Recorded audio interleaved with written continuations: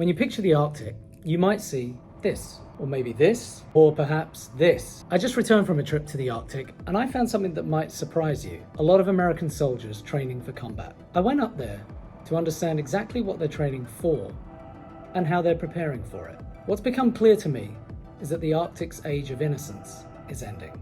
Climate change is shifting the seascape and stoking rivalries between, on the one hand, Arctic powers like the US and Russia, and not quite Arctic powers like China. The military has responded by reactivating its long-dormant 11th Airborne Division, known as the Arctic Angels. So is a new circumpolar clash at the top of the world drawing closer? To find out, I went to the US Army's Northern Warfare Training Center in Black Rapids, Alaska. It's about 180 miles south of the Arctic Circle. Fewer Americans visit Alaska than any other state. Like many who do go there, I was captivated by its raw beauty. On the other hand, it takes a long time to get there, and the weather is also quite raw, as I found out rather quickly. Now, defense planners see Alaska completely differently. It was invaded during World War II, and at its closest point is less than 3 miles from Russian territory. You can actually see Russia from land here in Alaska. It is both a strategic salient and a potential backdoor to North America. But what does it mean to build what Major General Brian Eifler, who commands the 11th Airborne, calls the Arctic Warrior, in a place so desolate and in large parts uninhabited or even surveyed? Nestled amid the mountains of the Alaska Range, the Northern Warfare Training Center sort of looks like the most basic ski resort you ever saw, minus the fun stuff like bars, but on the other hand with lots of patrons wearing camouflage and carrying assault rifles. Soldiers here train in how to survive and fight in the harshest of conditions. I spent several days with them in early March, mostly up a mountainside, with the temperatures swinging between just above freezing down to as low as minus 27 Fahrenheit.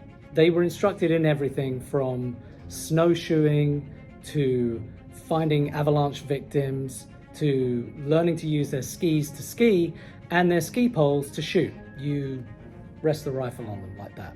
The US Army is starting almost from scratch here. Its focus on Alaska faded after the Cold War ended and then the War on Terror began.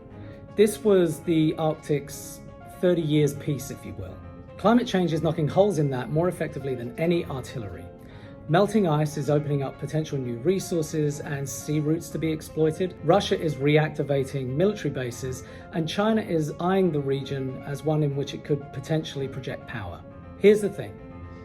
If geopolitics used to end at 66.5 degrees north, the Arctic is now being drawn back into a shifting web of alliances and rivalries. That has been given a forceful push by Russia's invasion of Ukraine and the growing divide between Washington and Beijing. But Alaska is also where all this hand-wringing and geopolitical angst hits reality on the ground. One thing I noticed during my time with the 11th Airborne Division is that a lot of their training focused on living rather than killing. Potential threats to the Arctic are hard to pin down, so Major General Brian Eifler focuses on forging that Arctic warrior, a soldier that has developed those Arctic calluses, as he calls them, and is able to survive and thrive in this environment. Because the most tangible adversary here is the place itself. At minus 35 degrees Fahrenheit and with a wind speed of about 25 miles per hour, your face can get frostbitten in as little as 4 minutes, which is about the time it takes to watch this video. Retraining the Army's Arctic muscles is happening slowly. They're testing everything. Uniforms, new vehicles, and most importantly, a new generation of US soldiers. Underlying the practical rigors of snowshoeing through blizzards or wiping out on bunny slopes is an unspoken mission for the Army here. Just being here. In replanting its flag in the Arctic, the US Army can hope, on one hand, to deter any foreign adventurousness inspired by the melting ice, but also, on the other, allay Washington's most acute fears of the unknown, with all the potential for miscalculation that carries. Possibilities range from incursions by small dispersed special forces to sabotage of communications networks, to incursions by foreign infrastructure or devices. Balloons, for example.